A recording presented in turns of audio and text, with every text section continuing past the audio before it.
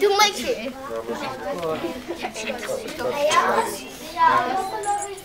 Godt. So, congratulations. You've been a wonderful team. I'm glad, and Joel too, very glad to your working process.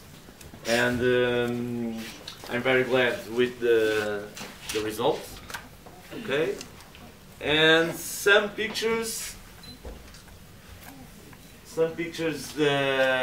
have the prints right and the others no. Why? Nu siger han lige noget, men først har han lige sagt, at han siger lige tak, og I har været rigtig gode at samarbejde med. Han kunne godt lide at se den måde, jeg arbejdede på, jeres arbejdsproces, og den måde, jeg har været på herovre i dag. Og så snakker han om, at der er nogle print, der er tydelige, og nogle, der ikke er tydelige. Og man kan jo sige, at dem, der er tydelige, dem kan man jo sige, de lykkedes, og dem, der ikke er så tydelige, er ikke lykkedes. Og så spørger Pedro, hvorfor? Det ved jeg ikke. Er der nogen, der ved, why? Hvorfor? Altså, jeg tror, det er på grund af, at nogle steder skinnede solen mere på billederne, og nogle gjorde det ikke. Lucas says that sometimes the sun was shining a lot, or not a lot, but it was shining in Denmark, right? And then it suddenly turned more grey. Okay, this is one of the things that possibly could Siger han, det er faktisk, det kunne godt være en af tingene. Yeah. Ja. Isabella? Ja, der skal lige være stille. At nogle steder er, altså nogle af trykken, at altså tingene bliver presset mere ind på billedet. Oh, so Isabella talks about how much the pressure on the picture. Right? It's possible too. Det er også rigtigt, det kunne også være en grund. Nogle andre. Yeah. Du kan sige det på engelsk, kan du sige det på engelsk? Så, ja, der var, hun sagde det der, du også snakker om med, at nogle af papirerne var lidt ældre end nogle af de andre papirer. Det vil sige, at det var noget tid siden, det der var blevet smurt på. Så nogle var lidt ældre. Så, ja. Yeah, like the paper and like the ink. And the ink, ja. At det er noget med, hvor lang tid det der, de har smurt på, det kemiske, vi ikke måtte røre, hvis de havde forberedt, hvor lang tid det havde været på papiret. Og hvis det var lidt gammelt, så er det ikke eksponeret lige så godt, som hvis det lige var puttet på for et par dage siden. Okay, it's another possibility. Johan?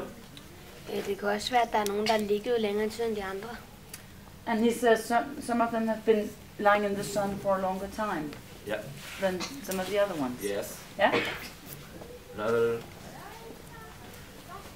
No more options? No more opinions? Flere forslag til, hvad det kunne være? Oliver? Der er måske for mange ting på en som der ikke er så mange andre. Fordi altså på min, der er der rigtig meget, og så på Klaas, så der er ikke helt så mange. Oh, so Oliver was talking about the amount of things that you put in the picture. And he has a lot, he says, and Clara doesn't have that much, and hers is more visible. Okay, so there are very many possibilities to work good or less good. Okay, but the important thing is to experiment. Okay, and to have other experience. This is the important thing. Ja. Så Pedro han siger, det er vigtigt, det er, at man eksperimenterer. Så det er ikke så vigtigt lige nu, når man lærer det her nu, at det bliver rigtigt eller forkert. Vi har alle sammen været ude i et eksperiment i dag. Jeg har også prøvet at eksperimentere, jeg har heller ikke prøvet det før. Og nu kunne vi jo en dag, hvor solen skinnede, forhåbentlig have noget parat og prøve at lave det. Og måske prøve at lære det til Morten og til Lise. Og se, om de vil være med på det. Så kunne vi prøve at eksperimentere sammen, når Pedro og Joao er taget hjem. På det er jo lige nu, altså solen, der står, at min far har sagt, at solen skinner rigtig meget om 10 dage. Oh, so Sandra tells us that in 10 days the sun will be out. And actually some of the people knowing a lot about the weather says that the summer will come to Denmark finally on Monday. Then you try with the sunlight. Yeah, so in 10 days. Okay, in photography, or the whole process of photography is to trying very times until you get the best result. So this is an alternative way to print pictures or something. So you have to try and try and try until you get your perfect picture. Der stod i det, man skal try and try, forsøg igen og igen, man skal prøve igen og igen og igen. Og så lige pludselig, så kommer der et perfekt billede, hvor det hele bare er perfekt. Måske har man prøvet 100 gange. Maybe